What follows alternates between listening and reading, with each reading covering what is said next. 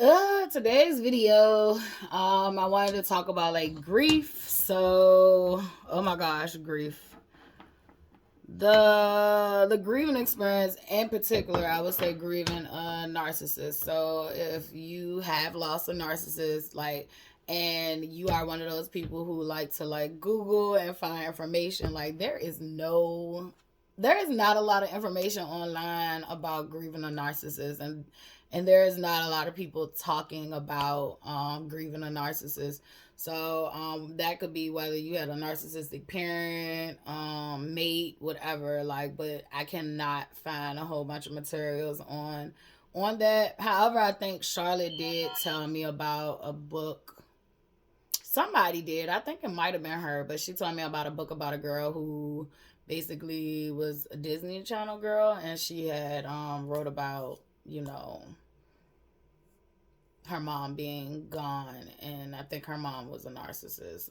And a lot of narcissists are undiagnosed, so there that's that. But I think I want to do this video to be transparent, and I'll probably do some here and there because it is a difficult grief when you have been, abused by somebody for long periods of times and even short periods of times.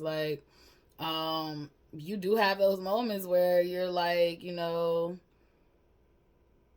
once you leave, but I feel like even like for me, once I knew he had passed away, like it's this bittersweet moment. Like I'm no longer running for my life. I'm no longer like hiding. I don't have to shut the fuck up no more. Like I get to be myself, and then some days is like, but who is self, because self got so wrapped up and involved into him. So it's like I'm getting the freedom to learn who I am again and explore who I am. And I'm not saying this as if like, all the time I wasn't able to explore myself, and that's why it's so tricky when you're dealing with domestic violence and narcissism in particular, like because it's not this always hat. Like it is these good times, and this person will portray themselves to be this way at this moment, and then like a light switch can go off, and it's like walking on eggshells. And I definitely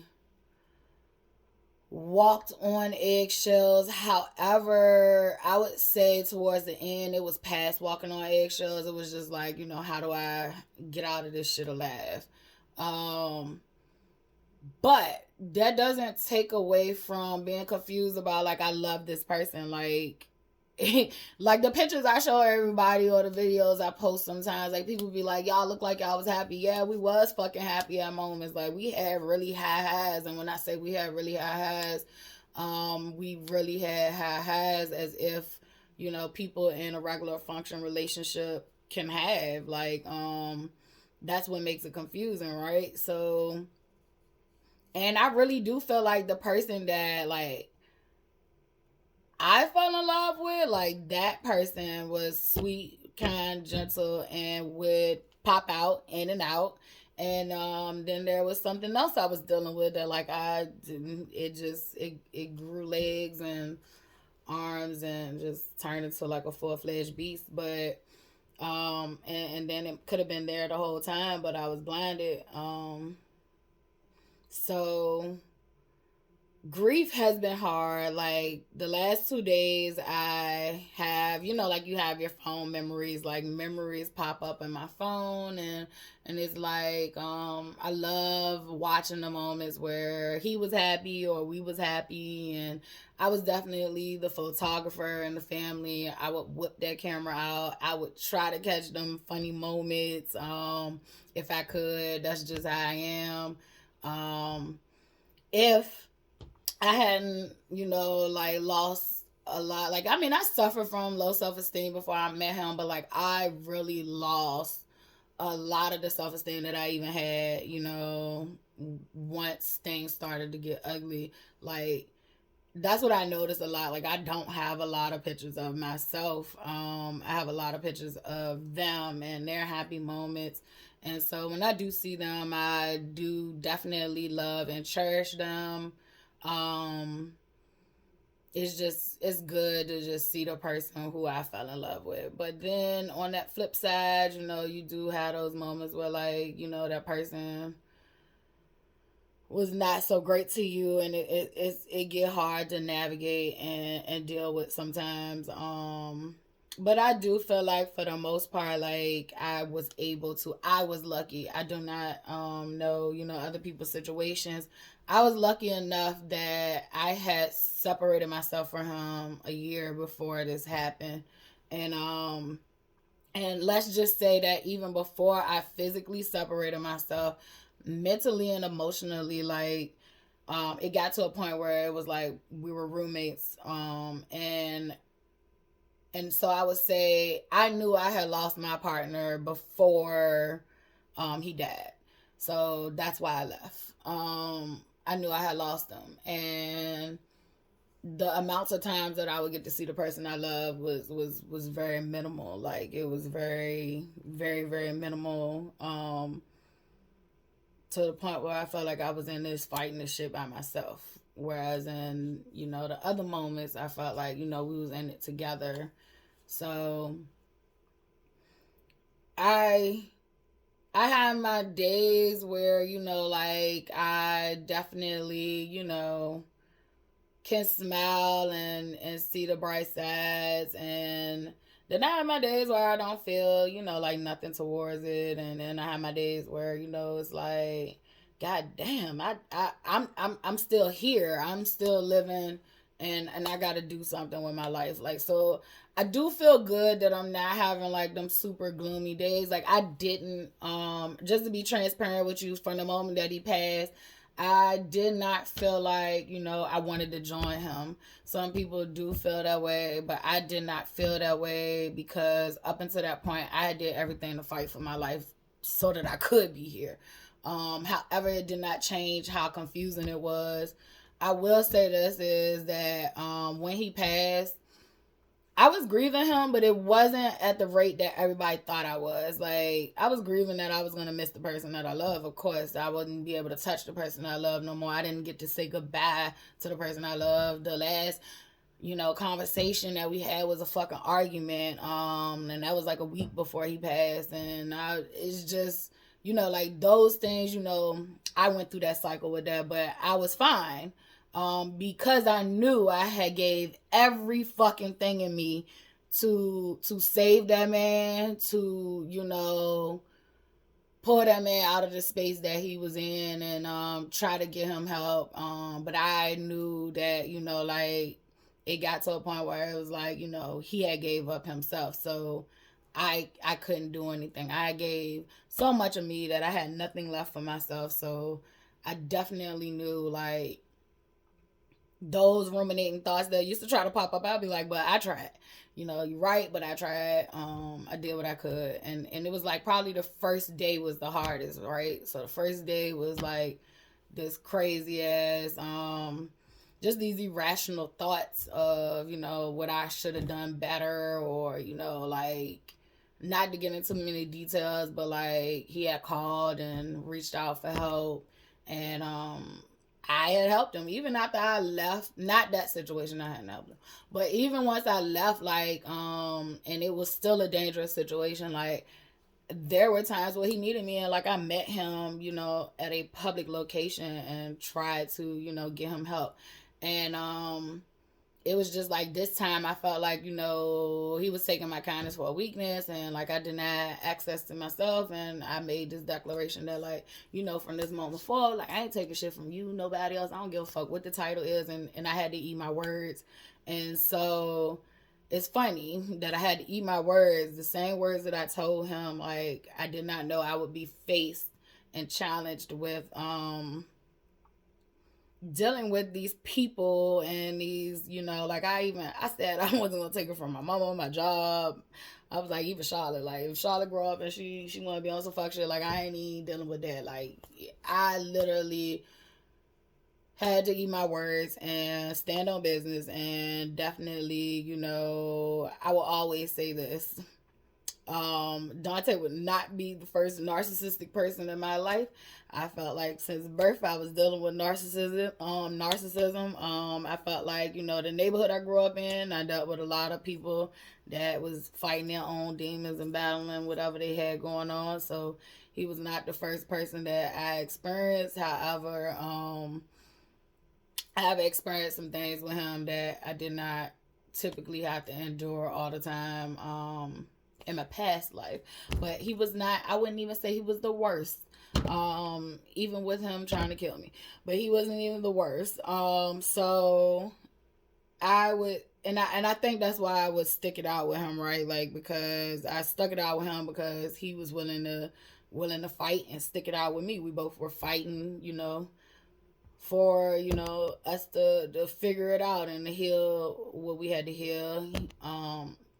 So yeah, but I definitely ended up having to like set boundaries and definitely let people in my life know, especially the ones closest to me, like, you had me fucked up. My delivery might have been wrong. However, you had me fucked up. And some people, like, I just have to figure out what that looks like. And then some people is like, I automatically know what it looks like. And then like some, like for my mom, for instance, like my mom gonna be my mom. I think I have mentioned maybe on videos, like white people have taught me like you can't disown your parents just like they disown their kids. However, I feel like she hasn't gotten to that point where I'm just like I have felt like that when in the grieving process I was gonna kick her ass to the curb, but like I love my mom and that was just out of anger. I will talk stuff about her, but and for a reason, but at the same token, she my mom, and we're gonna figure it out. I don't have that much time left with her, but I don't know if I go before her. What I'm saying is, if she goes before me, she's way older in age, and I don't have that much time with her. So what we're gonna do is find out a healthy way to, enjoy the rest of the time with each other. Because you never know who's going first. So I just will like to try to make that work with my mom. And I've reiterated with my dad, it is what it is at this point. We have tried, and it is just, it fucking is what it is. In his situation, he does have dementia, so it doesn't serve me to even try, right? I would just continue to be getting re-abused. So I do see it in a way though, like if I was ever to have the money, I would make sure that he was cared for. Right now I do, we have a sibling that is taking care of him, but they're both benefiting from each other. So like, but if I did have the funds, like even with my father being as fucked up as he is, I would at least still make sure he had a certain level of care that I definitely ain't giving to him. And I knew even before I got to this point, like when we first found out he had dementia, like I knew I wasn't going down there to take care of him, because it would have been diary of a mad black woman, how she did her husband, but that would have been him. And I just don't feel like it's right to mistreat people. I don't care, what they done done in life. Well, I ain't gonna say that. Like some people, like it's justifiable, and I feel like that's to each his own. But for me personally, and how my heart is set up, I would rather just not deal with you at all than to abuse you or mistreat you. So that's just my standpoint on it. But yeah. So I mean, for me, dealing with the narcissistic abuse, it was a norm for me, and but this grievance cycle was not a norm for me. So I definitely had these extreme feelings and thoughts. Sometimes I felt like they were not mine. I felt like sometimes I was wearing other people's emotions, because I knew I had tried everything. I gave it my all. Shit, I had done every fucking thing. I had done it all. Yeah. And I don't regret it. However, I won't be doing it again. And I don't think any man that God sends me wants me to do that again. That's just downright crazy. And I wouldn't want nobody else to, put themselves on the line. I would want somebody who loves themselves and know how to love me with healthy boundaries and respect. What we had going on was very much an unhealthy cycle of abuse. And even saying that, my hardest part about grieving was grieving myself. So grieving the person that I had became in that relationship, grieving the parts of me that I no longer needed, just grieving so many parts. Even reliving trauma that happened way before him. It was like when he died, like when he was alive and I was separated from him, it was like this. It was this feeling that I was free, but I was not free. I felt like I had physically escaped, but mentally I still was a prisoner. And when he passed away, I was mentally and physically free, but then it was like, oh my gosh, what the fuck is this? What is going on? Like all these memories, all these feelings, and then I still haven't gotten back every single childhood memory, which I probably won't. But a lot of things came flooding in, and that was very hard to deal with. And I think anybody, it wasn't that many people that I was able to actually find peace with. However, I do thank y'all for trying. I do thank y'all for trying. Like, it is such a hard job to, I think, navigate grief, period, but definitely navigating grief where there is this abusive aspect coming in. Because with me, I wasn't even grieving his abuse anymore in that cycle. I was grieving the abuse that happened to me that led me to him. And it was the things that I did not talk about and I did not free myself from before I even got to him. And then it was some things that happened after I got to him. But what really was the stuff that happened before I got to him. The stuff that I was denied, the stuff that I was not allowed to feel validated about or heard. Those were the things that I definitely struggle with most. I'm always had the utmost respect and love for the one person that definitely helped me through a whole bunch of it. They probably don't even realize that, but like I was saying shit that I ain't even, tell, like it probably was like two people knew and I felt comfortable enough to definitely, share that. And not only did I feel comfortable enough to share it, I also was able to take heed of, how to deal with it and that it was okay, that it happened. And, but I do say that, like, I thank the people that I thank you. My nephew and his girlfriend used to come over here and, sit, talk. I definitely appreciated that. I definitely appreciate my Pathways job for sending me flowers. That helped me, like, to realize, like, things live and they die. I've always received flowers. Like, that was something Dante always bought me. Like, if you see pictures, like, you're gonna always see, flowers. Fresh set of flowers. They might be different, but he used to buy me flowers all the time, and I never really gave a fuck that they died. It was just like, they're dying, and he'll soon give me some more. Cause I don't know which female, and I think I said this in another video, but I don't know which female in his family, but he did. He really stepped up and started buying me flowers just because at a certain point in our relationship, and I probably took that for granted, and because I definitely didn't realize, like, oh, they died, they're here, and then they die, and then, like, I literally used to be like, oh, I'm about to give me some more flowers soon, like.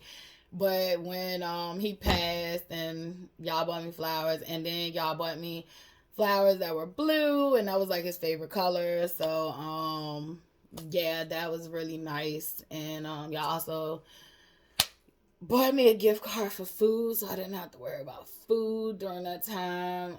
That was just like so appreciated. Like, the phone calls, the text. I just feel like, yeah, even if it wasn't, working, it just felt good to know that there were people that cared about me. And it's weird because I always felt like, in the past, like phone calls and text messages was like, I did not want to be bothered during the grieving period. But like this grief, I was open to any and everyone. Like, this was like I said, I was grieving myself. So like, this was something new to me. I never went through this. Like, all the trauma in the past, like, I use my anger to fuel, me getting to a next level or a next step. Whereas in this one, like, I've literally felt like I was stripped of everything, and stripped of ego, stripped of material things, stripped of the hurt, the pain. But it took, process. It took a process to get there. But it felt good knowing who really cared and who was really there. There were people that were putting their bullshit on me even while I was going through that shit. You can't believe it, I know, but I can. Um, and like, I definitely, like I said, my last words to him was, I didn't give a fuck who it was. Like, I was definitely going to place boundaries, or like, I wasn't going to put myself in jeopardy for nobody. Again, like, my life is just as valuable as the next person. Like, so no, I'm not gonna be the doormat no more. So I definitely was tested and still is tested. Like, we always gonna be tested. Um, but yeah, I am. I am definitely, I definitely feel like grief is definitely not linear. Nobody knows how long, it takes for each person. But I definitely feel like what I was going through, I do not have to go through that and them intense feelings. Yes, I'm gonna always miss him. Yes, I have an ancestry altar with his brother, his grandmother, him. Um, like, I have stuff he likes on there, and that's his side of the family. And then on my side of the family, I have my ancestors, and like, I have things that I can think about that they like, and but yeah, I definitely will always honor and cherish the relationship I had with him. Number one, major growth, major learning lessons that, I can't buy. It gave me experience, which gave me wisdom, and definitely, learned a lot about my own toxic ways. So in that relationship, he did a lot of fucked up shit, but I also got to learn about myself. I wasn't always able to learn about myself during the actual moments in the relationship, because he definitely was manipulative, and he would use those moments to put the attention back onto me when he would do something wrong. And it's like, yeah, I've learned don't fight wrong with wrong, but at the same token, sir, you started this.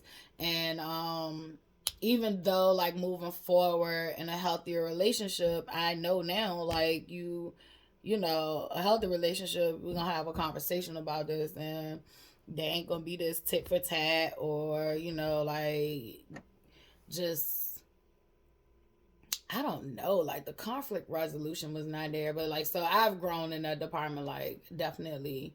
Mm-mm. um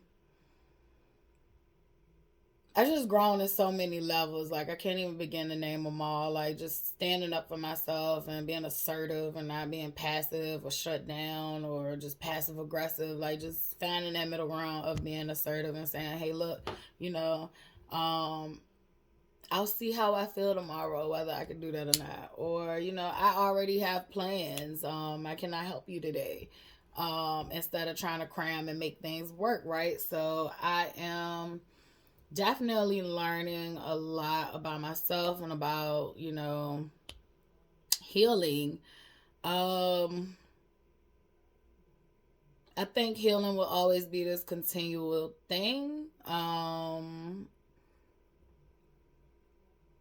but I also know that I wouldn't. I pray on it, and I, you know, do not foresee me putting myself in certain situations that will repeat what I started out with in life. And I think that's why I did meet Dante, is because I did keep having these abusive relationships over and over and over again, different ways, different, it was different faces, different ways. And I feel like until you face and deal with your trauma, like, you're gonna keep getting repeated trauma and repeated trauma and repeated trauma all over again. It's just gonna come in a different person.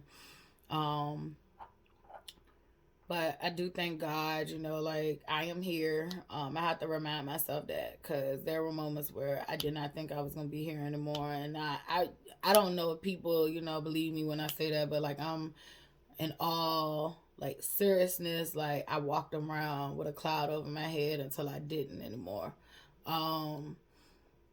And it did get to a point where I didn't in the end, and that was, like, really close to him passing. I had a dream that I was laying on the couch, and I was laying on the couch while I was dreaming this, but I was laying on the couch in real, like, in the dream, but it felt real time. And I had my door open, and the storm door wasn't locked, and it was like something was like, you better get up, like, you chilling too hard, you got your door open.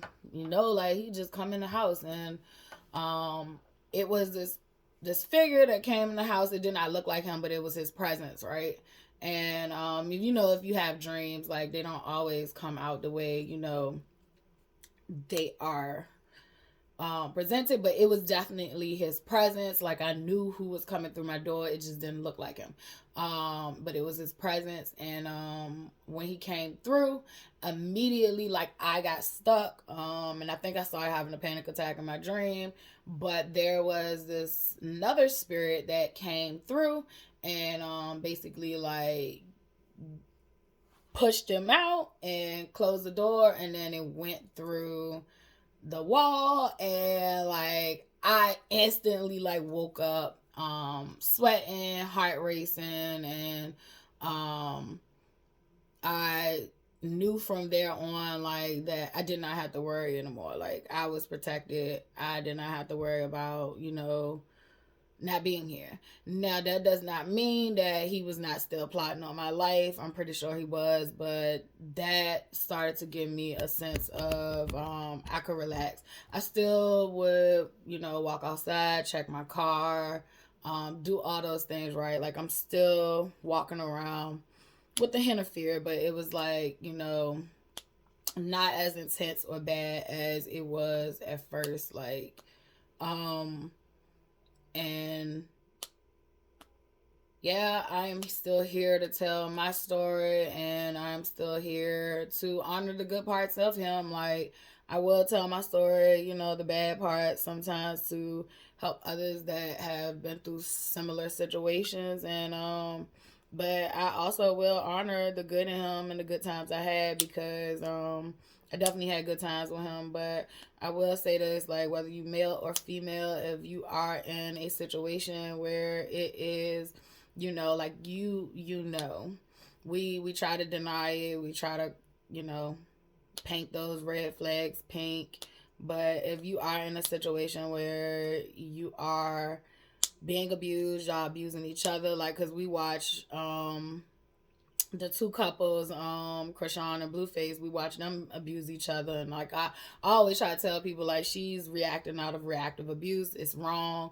However, sometimes she be reacting out of reactive abuse. She just get caught being the one that's with the shits.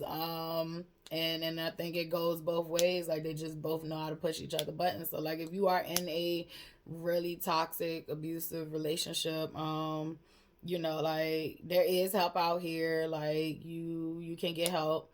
You can get your strength built up, your self-esteem and all that stuff, to the point where you can get out of it and live a happy, healthy life. I will say you have to be careful when you are leaving. Like, you cannot play around with stuff like that. You do know your abuser better than anyone else knows your abuser. So, you know, use discernment with that. I know I had to. But yeah, this was a heavy one today. But it was just a real one where I literally, you know, I am okay that, you know, I miss my motherfucking best friend. Like, I miss my best friend, and I, you know, used to have an issue with feeling that or saying that. Like, I had to grieve in secrecy, like, about that I missed my best friend, that I missed the person that I slept next to for 11 years. Like, I missed them. And the last 2 days I have missed him. And that does not mean that, you know, like, I want to join him, or, you know, I wish I could dig him up and just make things, you know, snap back. I'm not saying that I wanted to be back with him or any of those things. Like, I just miss the person that I had these incredible times with. Yeah, I wish he was here, but I wish he was here living his life separately. However, God timing is God timing, and I'm not gonna even question it or argue with that. Like, and for real, like, I'm really at this state and this point, because, like, I was telling my best friend, like, I'm at this point where, like, I had left him for a year. Then when I was in the house with him, like, emotionally I had left. So I had left him, you know, way before he died, his physical death. But I feel like he had left me before I had left him. And so, like, I definitely am at a point where I'm trying to, you know, love myself, heal myself, and have happiness and a loving, you know, God-fearing partner. I do want that. I'm still young. I do want to have kids or a kid. I'm at a kid. I do want to have a kid, you know, before I get too older. Like, it's just still things I want to do in my life. So I don't want this situation to make me, you know, not live my life for me. I'm still here and I need to live my life. So saying that, I do know that God will send me someone who's understanding that, like, sometimes I will miss that man. But that does not mean that, like, you know, I'm not ready to move on. And I'm just so appreciative that, you know, that I was able to find my voice and able to tell my truth and let out the sexual abuse I would have never done. I would have never let that out had he not died, and had I not found my voice and my confidence. The abortion I probably wouldn't have let out publicly. Like, so there's a lot of things I wouldn't have let out publicly had he not passed away. So yeah, I'm thankful for that. And you just, like, things happen for a reason. Some people believe whatever they believe, but I'm a big component of things happen for a reason, regardless of which one to say. But you know, it's just about how you gonna react to them. So yep, I'm no saint. I'm no villain. I'm trying to be somewhere in between. Whatever that looks like. So y'all have a good one. I hope this helps somebody.